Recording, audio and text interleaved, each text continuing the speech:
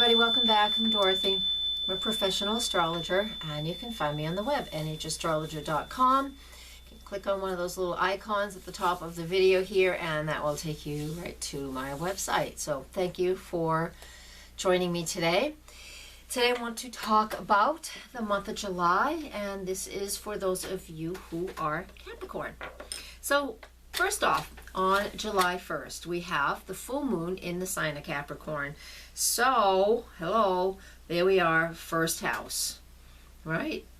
If you got Capricorn rising, then this full moon is in your first house. The sun is in the 7th. And what we get with this energy is that there is a whole new sense of self-awareness going on. When we have a full moon, the full moons do represent an opportunity for us to reflect. And it will usually illuminate to us something in our life that it is that we need to release or let go of, or we become really irritated and just feel like there's something that's not right. So we need to spend some time reflecting and going within so we're able to release and let go. But since this happens in your first house, you know, the energy around that, sorry, I just got distracted, a bird just landed right there. With the energy of that in your first house, you know, really somebody is going to be able, somebody will most likely say to you, hey, I don't like this, and they'll fill you in on what it is they don't like, because the full moon in the first house can be very illuminating to us, but usually it's through someone else. All right, so this is 4th of July weekend, so have some fun. On the 4th, I know we also have the sun, the moon actually in the sign of Aquarius on July 4th, and that's pretty fun. So it's a very independent energy, and we're all going to feel that for the whole weekend. So it's a good weekend to have off. On July 6th, the sun in the sign of Cancer. Again, that's in your 7th house. Pluto has been moving through your first house for a long time. The sun is in an opposition to Pluto once a year. So what that means is back near around the 1st, you know, the moon made a conjunction to Pluto in that first house. So that was your first clue that something's wrong, something's going on. Now, wrong just means that, you know, there's a little, everybody has days when something doesn't work well, and so we just need to work through a few things. Started on the 1st, but once we get to the 6th, you know, that Sun-Pluto opposition from that 7th house to the 1st house in your chart, there is something going on in your life, and it really is about your partner. Whether it's a business partnership or a relationship, there is something going on that you really need to pay attention to. Because that Sun-Pluto opposition is all about, you know, there's a massive power struggle that goes on with this energy. Got my notes right here. There's a lot of power, there's a big power struggle that goes on. There is something that needs to shift and change for you. On the 12th of July, the sun still in that 7th house of relationships and partnerships makes a square to Uranus. Now Uranus is down in the 4th house of home and family. So you, like some of the other cardinal signs, when we have cardinal signs on the angles, you guys have been going through so many changes over these last couple of years just because of Uranus in Aries and Pluto in Capricorn. Well, today the sun and, you know, the other day the moon is just making triggers to all of these guys. So your partnerships and relationships are going through major shifts this month, the month of, you know, from the end of June into the middle here of July, with the sun moving through the sign of Cancer. It's just triggering those things. This isn't anything new. This is just more of the same. It's just another layer. So whatever's going on in your relationships and partnerships in regards to your own personal self and your own personal choices and what's going on at home, you know, you've got another opportunity to work through some more things. It could be very easy. This does not have to be hard. It's just making you aware of what your soul's asked for this, you know, what your soul is wanting to shift and change, the lessons that you're trying to learn here. On the 15th of July, we do have the new moon in Cancer. Again, that's in your 7th house. So this is a wonderful opportunity to establish some new goals, some new routines, and really set into place how you feel emotionally with a partner. How you really want it to connect with a partner. New moon in Cancer is all about that emotional connection. Come back to this channel, so subscribe if you haven't already. Come back, and I usually do a video for the new moon and the full moon It's more detailed than what I've just told you, so come back and listen to that when you get a chance, when we get closer to that time period. Won't be long now. All right. On the 18th of July, Mercury comes in and makes a square to Uranus. All right. Now with Mercury making a square to Uranus, it already was in an opposition to Pluto already, and so now it's squaring Uranus, and so that's again that 7th house to that 4th house. Partnerships are going through a change, but with Mercury in there is an opportunity for you to work through it and to sit down and have a heart-to-heart with someone. This is a good opportunity. The Sun made a square to Uranus. Mercury's making a square on the 18th. Mars will make a square on the 25th of July to Uranus. So I'm going to jump ahead real quick here. I want you to make sure that you take the opportunities that the Sun gives you on the 12th and then Mercury gives you on the 18th. Because by the time the 25th rolls around and Mars squares Uranus, that is massive sudden shifts, sudden action, sudden change. And Mars in Cancer is overly emotional. It's a very uncomfortable place for Mars. Mars is dramatic and dynamic, and with it in the sign of Cancer, which is very emotional.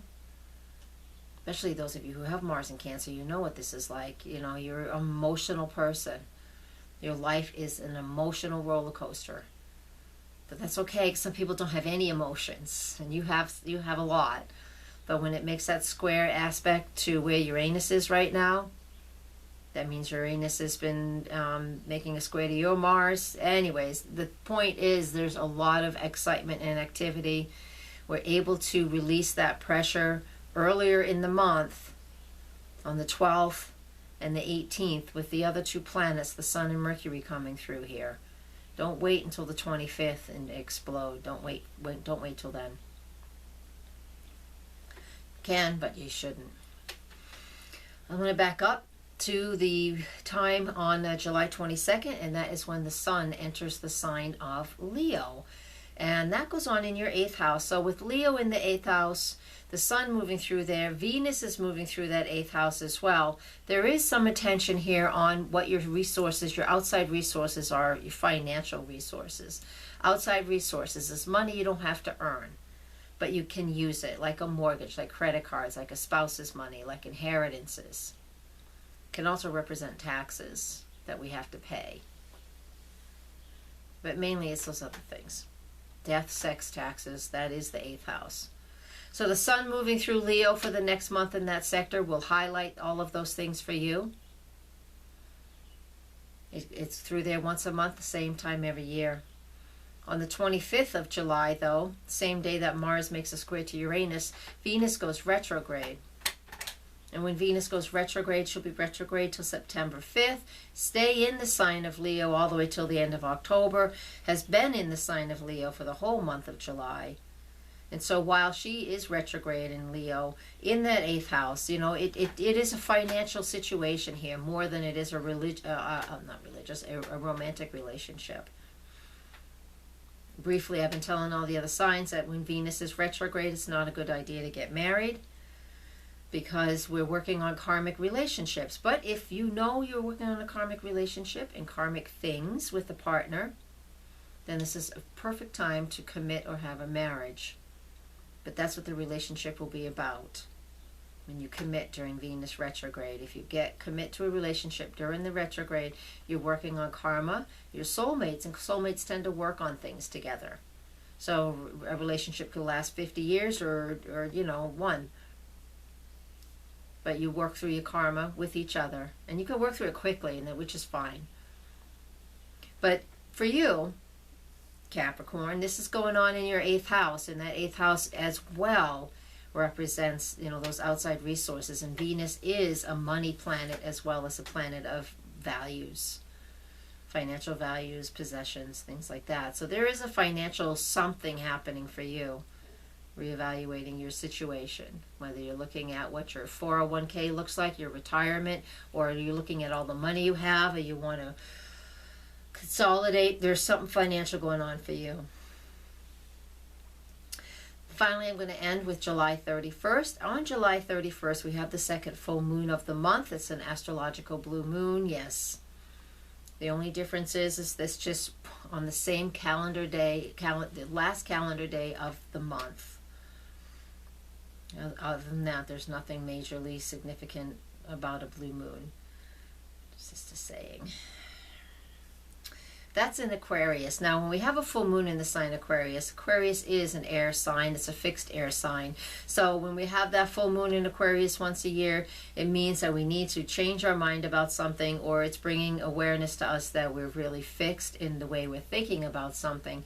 And it's important to we could release that. If we should try and release something, we might be really stubborn on one idea, one thought about something. So it's important for us to kind of let that go. It's in the second house, and that second house is that Venus area, and it is about what we value. So there might be something that something we value is going through a major shift and change for us right now. And the full moons are great because we can, you know, write stuff down, burn it off a paper, or just release it. It's all about releasing, you know, that culmination of energy. It's coming to a head, and let's release it and let it go. So we're able to move into something that better suits us now. We have this opportunity every month, so it's pretty cool. We should be able to get rid of layers every single month. Because it's just like shedding skin. You know, we grow new, we shed, we grow, we shed. It happens all the time. So it sounds repetitive, but it is. Awesome. I'm going to leave you with that. Let me hit my little dinghy here. Thank you very much.